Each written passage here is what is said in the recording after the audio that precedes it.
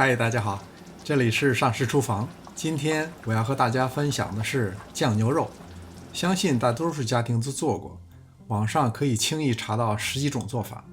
下次不妨您换换样，试试我这种做法。先用清水泡2个小时，去除血水。买这块牛腱的时候，只想着买一块大的，现在才发现剔肉的师傅手艺太差了，牛腱一侧有很多长的刀口，估计一定会影响切片的效果。牛腱泡好洗净以后，凉水下锅，加入葱和姜，再加入适量的料酒，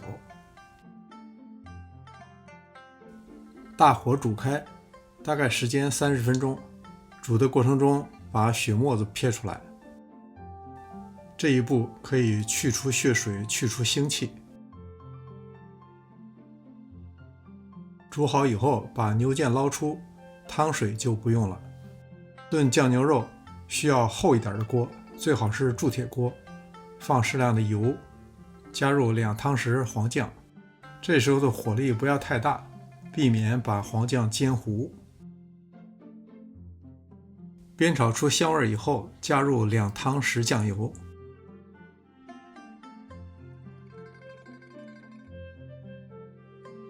倒入多半盆开水，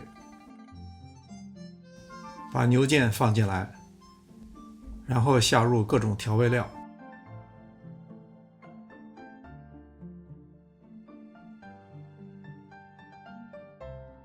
丁香的味道特别冲，如果您喜欢可以多放，一般我都放的特别少。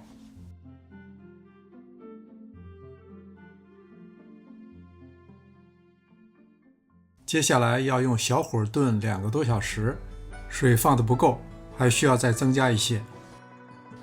您可能注意到了，我没有放盐，我一般放盐都是在后边放，煮到一半的时候尝一尝味道，这时候根据感觉盐加多少就比较准确。一般煮2到2个半小时就可以了。具体怎么掌握呢？你可以用筷子试一试，如果能够轻松的扎入，提起的时候又有点滞涩感，如果抽出筷子特别容易，就可能是煮过了，切片的时候可能就会切散。煮好以后不要捞出，就在汤里边腌着，最好第2天再吃。放了1夜以后捞出，控干水分。